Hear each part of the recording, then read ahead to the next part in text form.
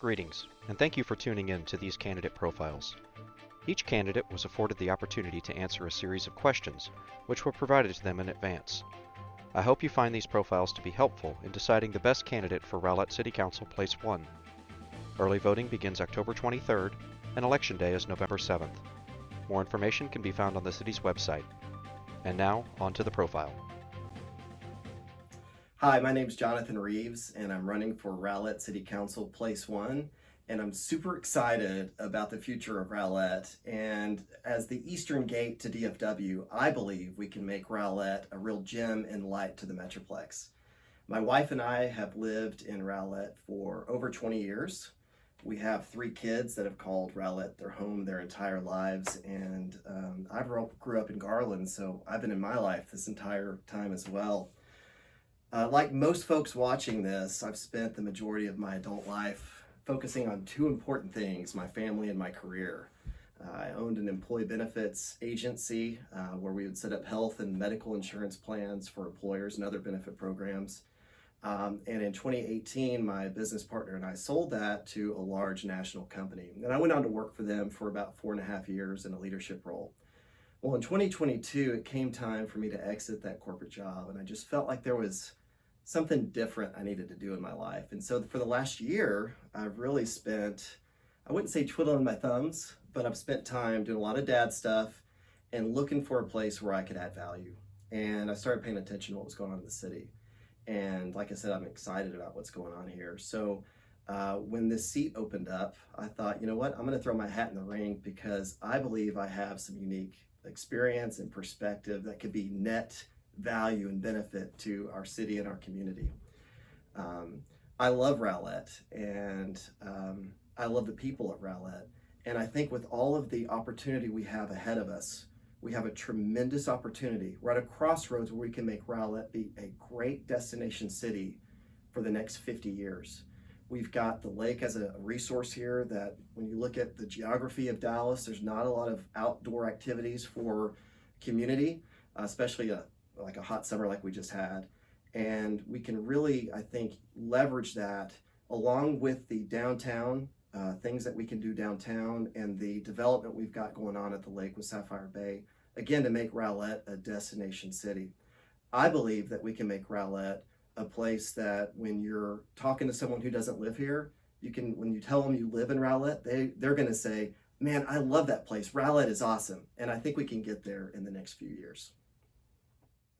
Are there any specific policy changes you would put forth if elected? If so, please talk specifically but succinctly about those. You know, I think anytime you're making policy decisions that impact a community, generally those are long-term impact decisions. And so I think you always have to look or begin with the end in mind. And I don't mean the end of time. I mean, what do we want Rowlett to end up being?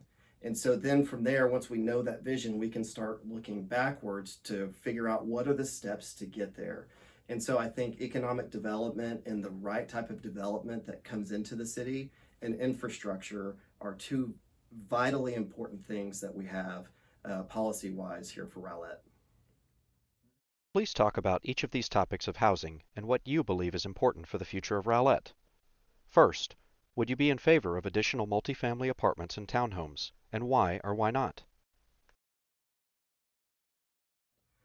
So generally speaking, I think it would be intellectually dishonest to say I would be opposed to any type of multifamily. Generally speaking, I would say no, I'm not in favor of multifamily. But if there was on council, you have to look at each proposal for each project and decide on the pros and cons of the merits of each type of project that is coming in. And so if it was a project that was retail on the bottom and living on top, for example, think Shops at Legacy or Uptown in Dallas. If it was something like that, those types of projects actually increase urban foot traffic, increase quality of life, and actually increase property values in a city as well. And so if it was a project like that, say downtown, I think generally I would be in favor of that. But generally speaking, if it was just a normal apartment somewhere on some side of the road, I don't think that would be something that I would generally be in favor of. Next, what do you believe is the role of the Rowlett Housing Finance Corporation? So the role of the Rowlett Housing Finance Corporation is really has nothing to do economically with Rowlett in terms of the city finances. It's designed to help people get a part of the American dream, which is great home ownership. And so they've got two unique programs. It's really designed for folks that are making 60 to 90% worth of household median income of Rowlett, which here in this city, give or take, it's about $90,000 of annual household income for a family of four.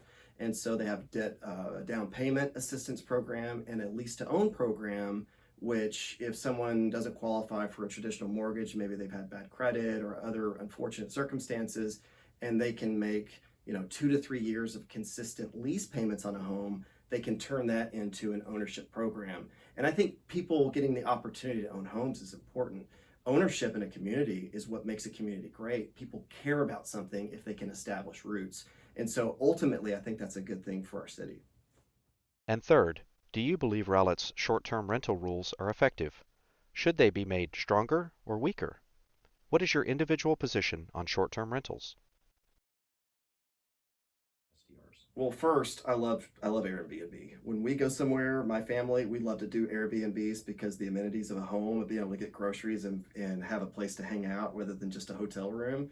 For us, it works great. We've got 3 kids, so it works great for us. So I'm a big fan of short-term rentals. Having said that, I do believe that the current rules that we have, where you have to register your home, they have to be inspected, and there are certain rules around the number of cars. I think the rules are 2 cars out. We do not want party houses. We do not want a ruckus in the community or a neighborhood. So we have to be thoughtful to make sure that if we do have people that either rent out their home or investors that buy homes that rent them out, that it is a net add to the community. If you've got family, a big family coming in for the holidays and you don't have room, how great would it be for them to be able to stay in another house, maybe a mile away? So it's a great thing, but we just have to make sure that that is respectful for the neighborhoods that they're in. Finally, what specific considerations would you give to a rezoning request? So rezoning requests, I think it's important because we have new things that happen. And I think the first thing that we have to consider is, would future Rowlett thank us today for the decision we make to rezone that?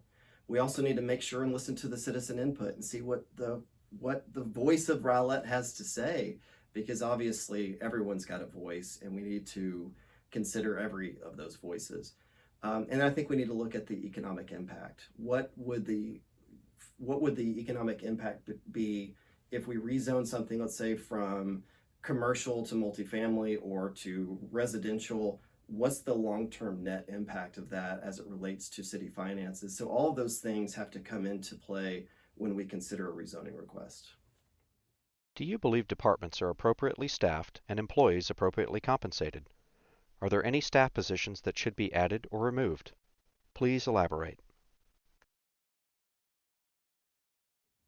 Well, for council, the way that we are a council manager-led city, it's really up to city staff and the city manager to make those decisions. The city council is not supposed to get in operational matters. So there are a few positions in the city, like city manager and a few others, that city council has direct authority to hire and fire. But the majority of those are for the city council would be for budgetary purposes, where we oversee the budget and approve or have questions and maybe finagle the budget a little bit. But ultimately, it's up to department heads and the city manager to make those decisions. And I think that that's a good way to be when they're in the day-to-day operations. They know what's best and what's working and what needs to be tweaked. Obviously, city council again has the ultimate say as it relates to budget, but for those day-to-day decisions, it has to be on the operational heads. Given the state of flux regarding home values and property tax rates around the area, would you strive to lower the tax rate if elected? And if so, what steps would need to be taken to accomplish this? Well, I believe if we're a government for the people, of the people, and by the people, the government should always look to lower taxes and be responsible stewards of the finances that we all pay in.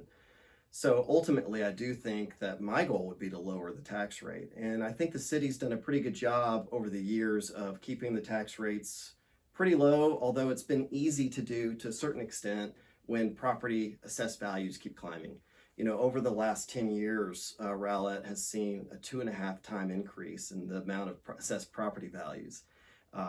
For the next year, 2023 going into 2024, we're looking almost at $1 billion increase from, I think it's 8.2 billion worth of assessed property values up to 9.1 billion. So that's almost $1 billion in a year of just the assessed value. So even if you keep rates the same, that's a net increase to property taxes that are being received by the city. So that's a pretty big number. So I think the goal would be to lower the property taxes because, and by the way, that is the majority of that is residential. The lion's share of that property value, it does include commercial, but the lion's share is residential. And I'm not for increasing commercial property taxes, but if you think about a business, generally most businesses can increase their costs, their prices that they pass on to their customers because they can cover their costs, but a household can't just snap their finger and increase their income. So property taxes puts more of a squeeze on the residents than it does on businesses. And so I do think that we need to do our best to lower that. And the way we do that is to spur economic activity in the city. As I mentioned before, we're at a real crossroads. We've got some, I wouldn't say revitalization because downtown I think is awesome. I love the restaurants down there, but we can increase the activity we have down there. And if we can increase and make Rowlett a destination city, then we can increase the amount of sales tax that we receive in the city. We're estimated to get an extra $4 million thereabouts over the next year for property taxes and an extra $600,000 in sales taxes.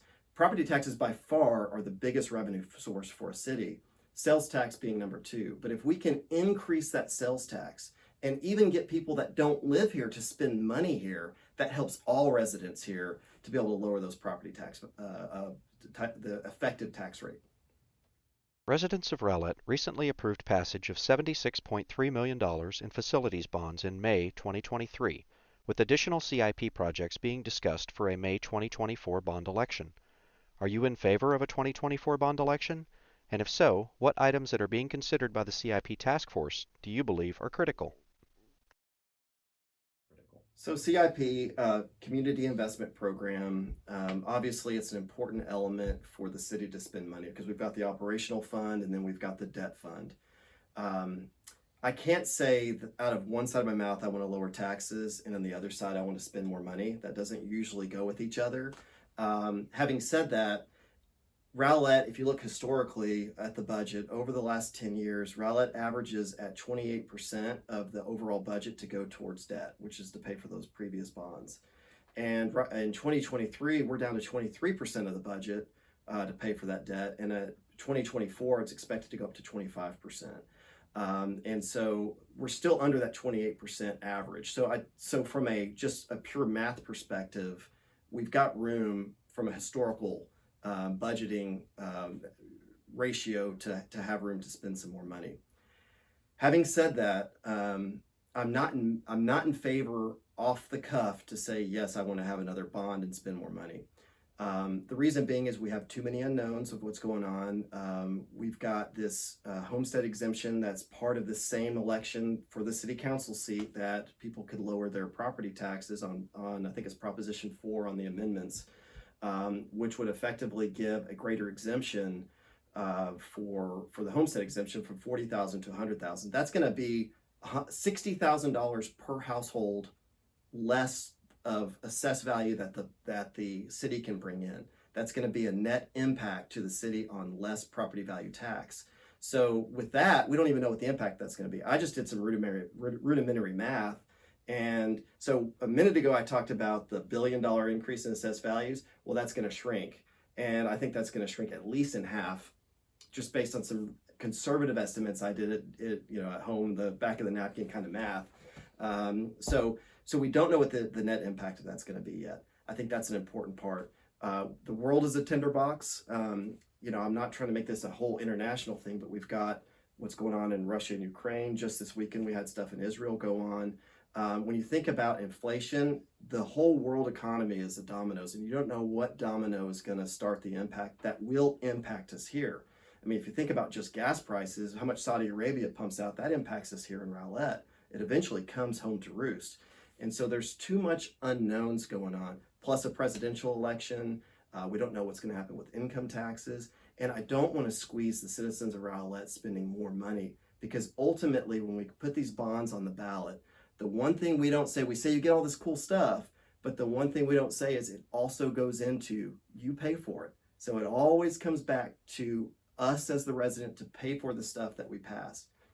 Now, if there are certain things that the city is obligated to do, roads and alleys, I know, is one of the bond things that are up for the election in May, is my understanding.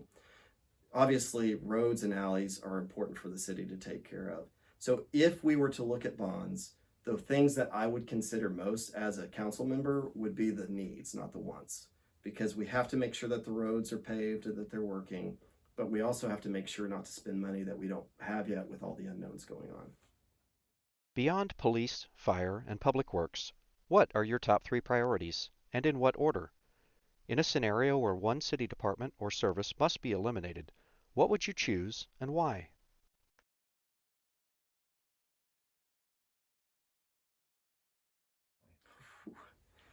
So priorities. So again, economic development is a major priority in my mind. So that's the first one. The second one is infrastructure. And the third would be, we have to develop a reputation that Rowlett is easy to do business with.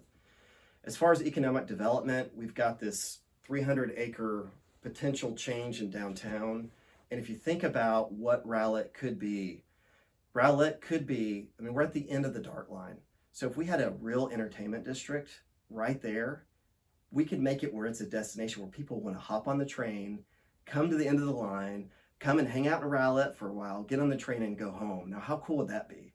And for folks that live here, that'd be great. Obviously, it helps with the sales tax for the city. It gives us opportunities to hang out. And, I've heard that Rowlett, one of the taglines for Rowlett is to live, work, and play. Maybe that was an old one, but it's one that we all know. And I know a lot of people live here, and quite a few of us work here, but to play, a lot of us will drive east or west to go to Dallas or Rockwall for dinner or whatnot. And so if we can make it be a real entertainment hub, I think that would be fantastic. It could be a gem of the city. For infrastructure, part of that would include traffic. One of the unique things about Rowlett is we're on the lake, so that's a great thing, but it also means that there's only certain places we can build roads, and so that bottlenecks. And so traffic is an important part. We've got people moving here in droves, and that's going to keep happening because Texas is a great place to be, and Dallas and Fort Worth, and obviously Rowlett's a great place to be. So people are going to continue to move here. So we've got to get traffic figured out, and that has to do with the traffic lights. We've got to get that dialed in. So again, another tagline, Rowlett, on the water, on the move. I don't feel like I'm on the move when I'm in gridlock. And so we have to get that fixed in order to make this a good place to live. And then again, for the last thing is we have to build Rowlett to have a reputation that we're easy to work with. And what I mean by that is we need to learn how to accommodate business owners. When local entrepreneurs set up shop here and they thrive, it enhances our lives. But in order to do that, we have to have where city staff, where they are equipped to do their jobs with efficiency and excellence, and they can accommodate business owners. Not be a brick wall to butt up against, but to partner with, and how we can make sure that they're up to code and they're doing things the right way, but that they do it in a way that's easy so business owners feel like they have a partner here and that they want to do business with Rowlett. So to eliminate a department, that is a loaded question, and that is a tough question to answer. But I'll give you asked the question, so I'll answer it. I'm gonna get flack for this. So the one department, and I'm not in favor of this. This is not something I'm pushing, okay? This is a worst case scenario, and I don't think we would ever do it. And by the way, I do believe if it came down to we having to put the squeeze on things, we would start looking at cuts across the board, not just eliminating wholesale one complete department. But I have to answer the question since you asked, and you asked so nicely, so I'll answer it. The one department I would eliminate, and this is not by choice, would be the library. And I'll explain why. And by the way, my wife, when I told her this is what I was going to answer, she got so mad at me because my wife and kids actually use the library, okay? But the reason why is because it is a top 5, it's the 5th largest salary expense as a department in the city. Um, for rent and everything that goes on, it's about 1% of the budget. So it's about $1.5 million cost. So it's kind of a drop in the bucket, but we can't eliminate fire. We don't want to eliminate fire or police or sewers or roads.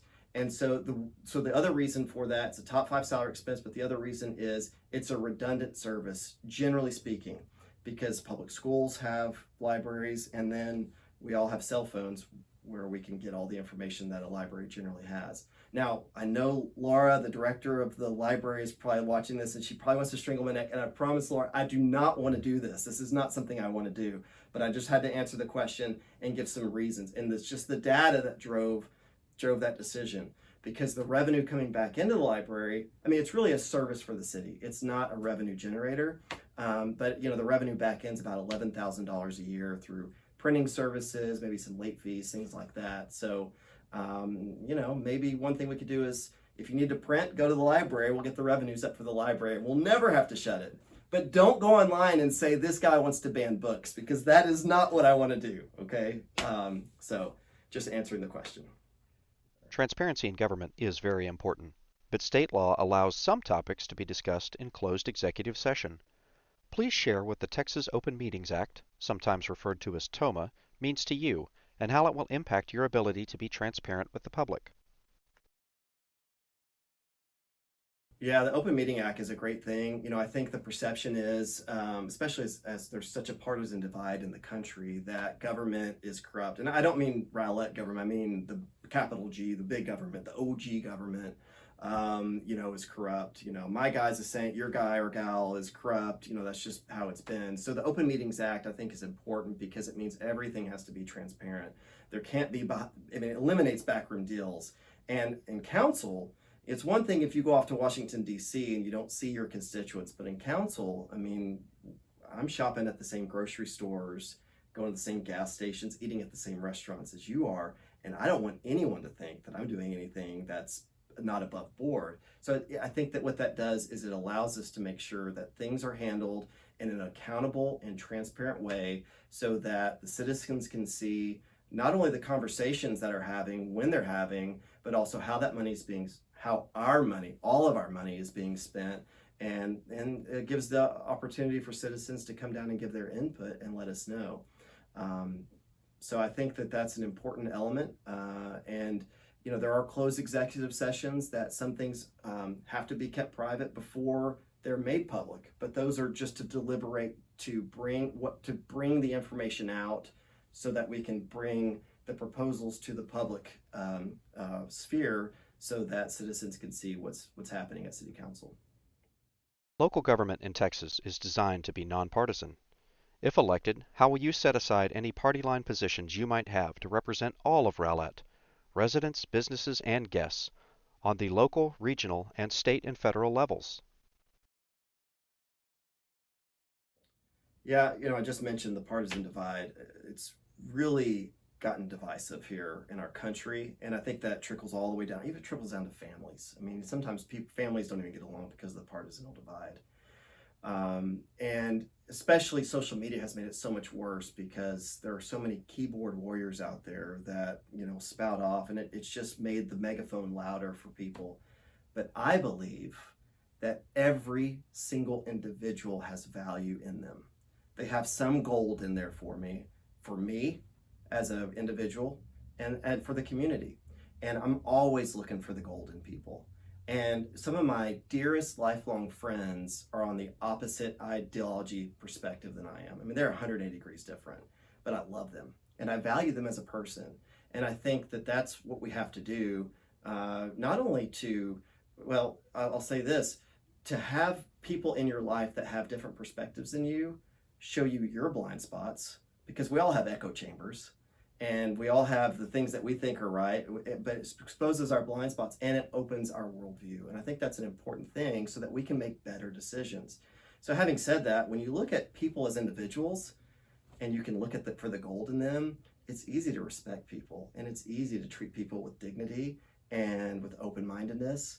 And that's what I strive to do in life, but also as serving as a representative for the city of Rowlett. City Council is a bigger job than many realize. How many hours per week do you anticipate spending on city business? Are you committed to serving the remainder of this unexpired term? Under what circumstances might you consider resigning? So I've talked to several former council members about the time commitment. And one individual in particular tracked his time over the course of years. And he spent on average 20 hours a week for council business, whether it's in meetings, preparation, going to events, all that thing. And I mean, pages of reading he did for the proposals, lots of events, lots of community events, and obviously the council meetings. So I'm anticipating it to be about the same, maybe a little more, because he did have 2020, which was a lot of things were probably shut down. Well, they were shut down during those times as far as community events went. So maybe a little more than that. So about 20 hours a week is what I anticipate. A lot of prep time, a lot of reading, and fortunately, I'm excited, so excited about the city that I'm excited to see what we have going on here. So I'm excited to roll up my sleeves and be a part of that. I do plan to serve the remainder of this term, and I don't see any reason why I would resign at all. I can't think of any reason. If there was a natural disaster and we all had to leave Rowlett, maybe. I don't know. I can't think of a reason to resign. Talk briefly about Rowlett's form of government, which is a council-manager home rule municipality, and how you will work within those parameters to be effective as a council member. Yeah, so council is an overseer, and the manager, city manager, is really the most important part of Rowlett. I mean, David Hall, our new city manager, he runs the city, and he really makes the day-to-day operational decisions, and he relies on department heads and other sources to bring things to council to determine.